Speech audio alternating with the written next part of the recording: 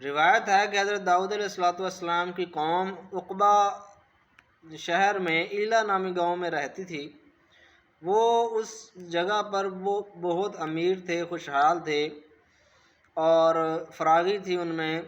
تو اللہ تبارک و تعالی نے ان کا امتحان اس طرح لیا کہ ان پر ہفتے والے دن مچھلیوں کو پکڑنا حرام قرار دے دیا، ٹھیک ہے، یعنی ہفتے والے دن مچھلیاں زیادہ آتی تھی اس لیے، اور دوسرے دنوں میں کم آتی تھی، لیکن ان پر ہفتے والے دن مچھلیاں پکڑنا یہ حرام قرار دے دیا۔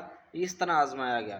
ان میں سے اکثر لوگوں نے، کچھ لوگوں نے یہ چال چلی کہ ہفتے والے دن انہوں نے ایک نالا کھودا اور آخر میں ایک کنواں بنایا، اور ہفتے والے دن جب مچھلیاں آتی تھی تو وہ اس نالے کو کھولتے تھے تو مچھلیاں پانی کے ذریعے اس کنویں میں آ جاتی تھی اور اگلے دن وہ پکڑ لیتے تھے، ٹھیک ہے۔ اور ان کم عقلوں کو یہ معلوم ہی نہیں تھا کہ ہفتے والے دن ہی شکار پائے، جب مچھلی قید ہوگی تو یعنی شکار پایا گیا۔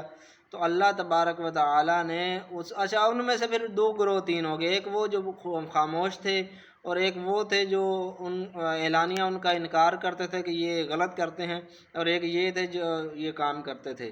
تو اللہ تبارک و تعالیٰ نے ان پر یہ عذاب نازل فرمایا کہ اس قوم کے 12,000 یہودی جو تھے وہ بندر بن گئے، اور 3 دن کے بعد پھر وہ جو ہے ختم ہو گئے۔